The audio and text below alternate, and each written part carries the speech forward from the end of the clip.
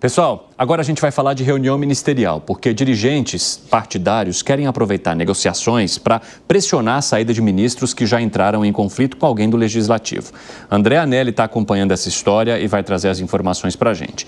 E nesse caso, teria Rodrigo Pacheco aí pronto para entrar em algum ministério, Anelli? Conta essa história.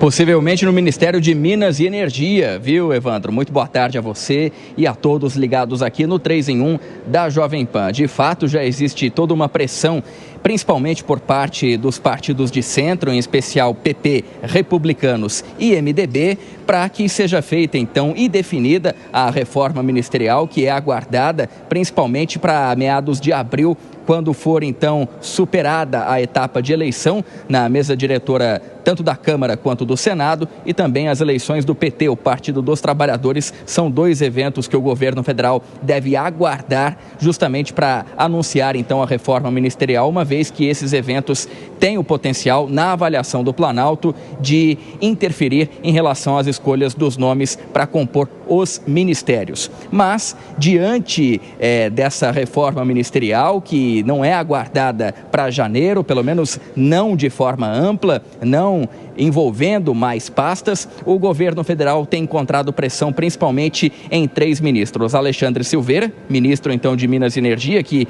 nesse caso seria substituído por Rodrigo Pacheco, mas, repetindo, não existe nenhum tipo de definição. Também pressão a respeito de Carlos Fávaro, ministro da Agricultura. Nesse caso de Carlos Fávaro, por conta de supostos direcionamentos do governo federal, em especial do Ministério da Agricultura, para o Mato Grosso, para o estado de Mato Grosso. Carlos Fávaro é senador lá de Mato Grosso e, então, de acordo com membros do Congresso Nacional, ele estaria beneficiando mais o estado em relação a esses repasses de emendas. E, por fim, pressão também a respeito de Alexandre Padilha, ele que é ministro das Relações Institucionais, ministro aqui palaciano. No caso dos dois Alexandres, tanto Padilha quanto Silveira, a pressão é por conta de desentendimentos em relação ao Congresso e, no caso de Carlos Fávaro, então, um direcionamento de emendas parlamentares que estaria beneficiando mais o estado de Mato Grosso. Mas o governo federal ainda aguarda mais informações a respeito do próprio Congresso Nacional e também movimentação dos parlamentares, principalmente essas questões relacionadas à mesa diretora, no sentido de definir a reforma ministerial. Evandro. Valeu, Anelli. Um abraço para você. A gente conversa mais aqui no 3 em 1. Pessoal, e eu quero também saber a análise de vocês sobre essa possibilidade de reforma ministerial com a entrada de Rodrigo Pacheco e outros integrantes no lugar de ministros que já teriam alguma desavença com integrantes do Centrão, que hoje tentam pressionar o governo federal de qualquer maneira para obter as questões que são importantes para este grupo. Você acha, Piperno, que podem rodar esses ministros, como o de Minas e Energia, o da Agricultura, Carlos Fávaro, e outros ministros que de alguma forma não atendem às vontades desse forte grupo político no Congresso? Eu acho que há 2 nomes que só não entram se não quiserem. O Rodrigo Pacheco e a Gleisi. Sim. A presidente do PT, Gleisi Hoffmann, seria, inclusive, um nome aí cogitado em caso de substituição do ministro Alexandre Padilha. Eu já ouvi isso. E o Rodrigo Pacheco se tornou uma figura muito grande, próxima do governo. E você acha que a Gleisi Hoffmann poderia conduzir uma boa articulação política, de acordo com os posicionamentos dela? Eu acho que a articulação política ela falhou muito. De qualquer forma, a gente sabe também que a deputada Gleisi Hoffmann, ela é uma figura dura, né? Não é? Até aqui ela não se mostrou, né? Uma figura, digamos, ela não costuma morder e assoprar. harmoniosa, aí, como talvez esse cargo exija. Mas, de qualquer forma, também é uma figura da maior confiança do presidente Lula. Sim, com certeza. Né? E ela seria alguém grande. Veja, ela, com todo respeito, mas ela seria uma figura maior que Alexandre Padilha. Ela é a presidente nacional do PT. Uhum. Então, eu diria para você que essa pasta passaria a ter uma figura mais encorpada. Agora, Rodrigo Pacheco, eu não sei para que pasta vai, mas se quiser ir, ele vai para alguma. O que você acha, Segré? Não, eu fiquei muito entusiasmado com a metodologia do Piperno de encontrar a palavra justa, dando voltas e tentando ver o que eu vou falar da Gleisi Hoffmann. Mas ele encontrou uma boa palavra. Encontrou. Foi muito hábil, muito hábil.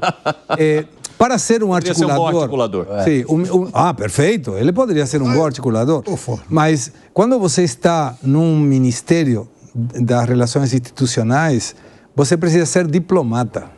Você tem que ter articulação para falar com todo mundo. Não me parece que seja um atributo da deputada Gleisi Hoffmann precisamente esse. E o fato de ter confiança do presidente é valioso para a parte do governo dentro para o presidente. Mas a articulação deve ser feita com quem não é do governo. E aí que está o desafio. Eu não sei se a Gleisi Hoffmann tem características como para isso, mas tem que buscar algum outro trabalhinho também, porque parece que vai ter mudanças na presidência do PT. Sim.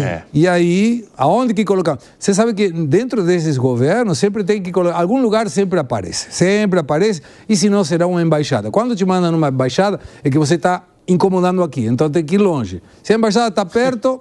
Ótimo. Se a embaixada está longe, é que você está incomodando muito. Funciona assim. A embaixada de Singapura, por exemplo. Fala, Gani. Olha só, Evandro, eu acho que o Piperno ele foi bastante generoso com a deputada Gleisi Hoffmann. Não vejo ela como uma ministra ali das relações institucionais.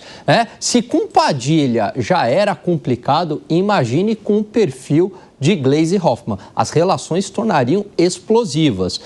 Isso significa que ela não serve para ser ministra das Relações Institucionais. Agora, ela pode ocupar um outro ministério. Ela tem características políticas que servem a outros campos da política. Não as relações institucionais, que você precisa de uma maleabilidade. Por exemplo, a presidência do PT. Ela é bastante vergonhosa. Aí no ministério. No ministério. Não, num outro campo da política, eu digo, né? Há um outro ministro do PT que não está tão firme assim no cargo.